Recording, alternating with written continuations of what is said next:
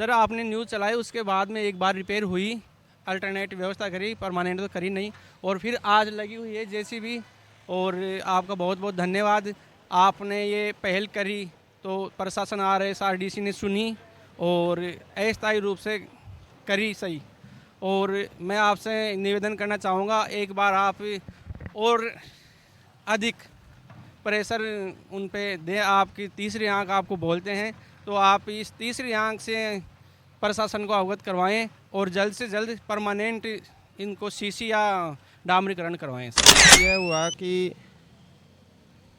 प्रशासन की आंखें एक यही स्तंभ है, मीडिया ही, जो कि आंखें खोल सकता है प्रशासन की। बाकी प्रशासन ने बिल्कुल अपनी पूरी तरह से आंखें मूंद रखी है, और प्रशासन से और आपका बहुत बहुत धन्यवाद कि आपने कम से कम ये पहल करके इतना तो काम करवाया। बाकी प्रशासन से हमारी ये भी उम्मीद नहीं थी, जो कि अब आगे भविष्य में अगर आपकी खबरों का उन पे असर होगा तो शायद ये संभव हो सके कि ये सीसी रोड भी बन सके। और नमस्कार, मैं हूं लालचंद यादव, आप देख रहे हैं न्यू राजस्थान 24 PR। आज हमारी टीम अजीतगढ़ से लेकर चौमू स्टेट हाईवे पर मौजूद है। हमने पहले भी खबर चलाई थी, बहुत बड़ा गड्ढे हो रहे थे, पैदल भी नहीं जा सकता था इंसान, बच्चे बड़े बुजुर्ग कुछ भी। इसी को देखते हुए आज हमारी खबर का असर पड़ने के बाद यहाँ के प्रशासन अलर्ट हुआ है, जागा है। उसके बाद ये काम स्टार्ट हुआ। आप तस्वीरों के माध्यम से देख सकते हो कि इतना पानी भर जाता था कि पैदल कॉलेज के बच्चे, स्कूल के बच्चे, विद्यालय पास में पढ़ता है, इसके बच्चे भी नहीं आ पाते थे। यहाँ के ग्रामीण भी मौजूद हैं, उनसे बात करने की कोशिश करते हैं। सर सबसे पहले तो नमस्कार। नमस्कार सर।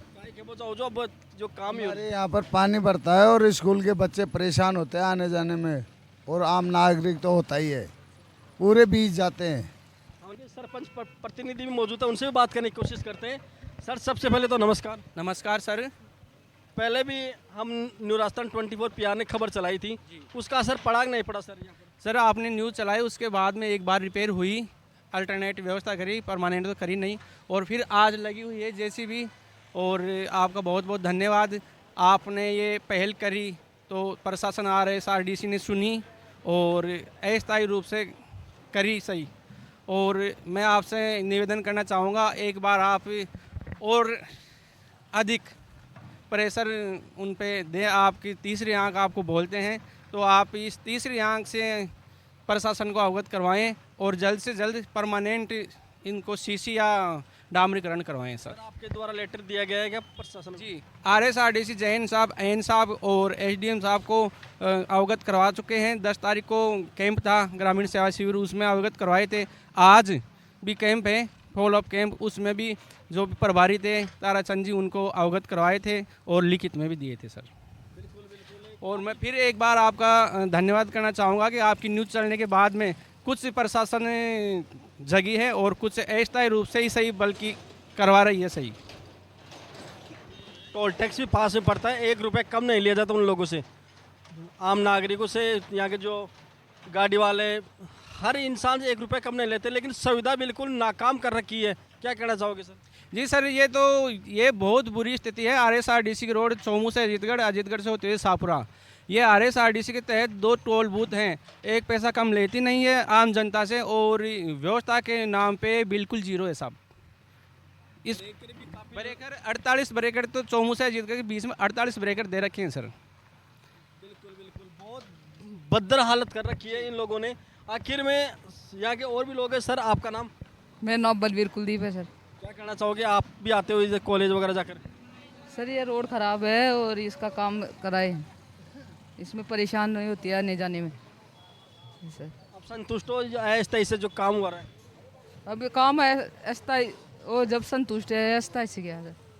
बिल्कुल बिल्कुल। बाबूजी था वो कहे वो सर हमारा तो कहना ये है कि जो आप देख रहे हो ये स्थिति, कि यहाँ से लेकर के टोल तक तो इतनी अव्यवस्थित स्थिति है कि कई बार तो ये छोटे वाहन है वो पलटी खाते, कई लेडीज़ों को भी लग गई। हम ये से दुकानों वाले न जो उनको आकर के उठाए भी हैं और प्रशासन को भी अवगत करवाया, लेकिन कोई किसी प्रकार का असर नहीं पड़ा सर इसमें तो। बिल्कुल बिल्कुल। यात्रा वीर हनुमान जी कब जाती है, परमानंद जी कब जाती है, एक व्यस्तम राजमार्ग है ये। क्या कहना चाहोगे इसके ऊपर? सर ये धार्मिक स्थल है, जैसे परमानंद जी महाराज है, वीर हनुमान जी महाराज है, इनके लाखों यात्री आते जाते हैं, सभी परेशान होते हैं। इतने ये खड्डे, कैमरे वाले से आप बोल के खड्डे दिखाओ, इतने खड्डा दिखा कैमरामैन से बोलूँगा। हाँ सर, इतने खड्डे हैं, तो इन खड्डों में जब ये जल भर जाता है ना, तो कभी किसी को पता नहीं लगता है, तो कई बार यहाँ हादसा भी हो गया। प्रशासन से क्या मांग आपकी? प्रशासन की तो हमारी तो यही मांग है कि बस इस रोड को सही करवाया जाए, ताकि ये नज़दीक में संस्था है, शिक्षा विभाग के जो बच्चे आते हैं वो भी परेशान होते हैं। कई बार तो ऐसी स्थिति है कि बच्चियाँ आती है ना, तो वो इधर से घूम करके इधर जाती है, फिर भी कोई गाड़ी वाला फास्ट आता है तो खड्डे में गिरती है, तो उनके भी वो कपड़े खराब हो जाते हैं मिट्टी से। पास में ही स्टेट हाईवे के पास में सीनियर सेकेंडरी विद्यालय है। यहाँ की बालिकाएं बालक जाते हैं तो जूते पहनकर निकलते हैं, काफ़ी दूरी परिक्रमा लगाकर इस विद्यालय प्रांगण में पहुँचते हैं। काफ़ी व्यवस्था भद्र कर रखी है यहाँ के प्रशासन ने। क्या कहना चाहोगे सर इसके ऊपर? सर हम तो ये कहना चाहते हैं कि जैसे बच्चे बच्ची आते हैं तो वो अपने चप्पल है, जूते हैं, उनको खोल के अंदर प्रवेश करते हैं। ये नज़दीक है, स्कूल कोई दूर भी नहीं है, तो आने जाने में तो बहुत परेशानी है। बिल्कुल बिल्कुल। आपका क्या कहना है सर? आपका नाम पहले तो? बाबूलाल माली। नहीं बढ़िया, जो खाडा गोजरा बरगार बढ़िया होगी बात है यहाँ को ना। अब आगे भी पहल हुआ है, आगे जी कि डामरीकरण हो जाए और कुछ हो जाए, अब स्कूल का बच्चा भी आराम से आ जा सकेला। राजस्थान 24 पहले भी खबर चलाई, जो भी को फर्क पड़ेगा। फर्क पड़ी जो जना तो त्रो काम है, वो थोड़ी जो भाई कोई फर्क पड़ी जो न्यूज वाला हो जिसको पूरे जो त्रो काम हो तो काम हो गए। और भी लोग मौजूद है। सर आपका क्या कहना है इसके ऊपर? नमस्ते सर, मेरा नाम राजेश, और मेरा तो यही कहना है कि प्रशासन की जो आपने अवगत कराया, इससे यह हुआ कि प्रशासन की आंखें, एक यही स्तंभ है मीडिया ही जो कि आंखें खोल सकता है प्रशासन की। बाकी प्रशासन ने बिल्कुल अपनी पूरी तरह से आंखें मूंद रखी है, और प्रशासन से और आपका बहुत बहुत धन्यवाद कि आपने कम से कम ये पहल करके इतना तो काम करवाया। बाकी प्रशासन से हमारी ये भी उम्मीद नहीं थी, जो कि अब आगे भविष्य में अगर आपकी खबरों का उन पे असर होगा तो शायद ये संभव हो सके कि ये सीसी रोड भी बन सके, और गांव वालों और आवागमन में जो भी असुविधा हो रही है उसमें हमें सुविधा प्राप्त हो। टोल भी पास में पड़ता है, ब्रेकर भी 48 लग रहे हैं पूरे अजीतगढ़ से लेकर चोमू तक। बहुत हादसे हो जाते हैं आए दिन, भी एम्बुलेंस भी फंस जाती है, बच्चे भी फंस जाते हैं, नौजवान बूढ़े बुजुर्ग पैदल भी नहीं चल सकता। लेकिन क्या कहना चाहोगे इसके ऊपर? सर ये कहना है कि टोल वाले भी प्रशासन के ऊपर अपनी जिम्मेदारी डाल के दूर हो जाते हैं।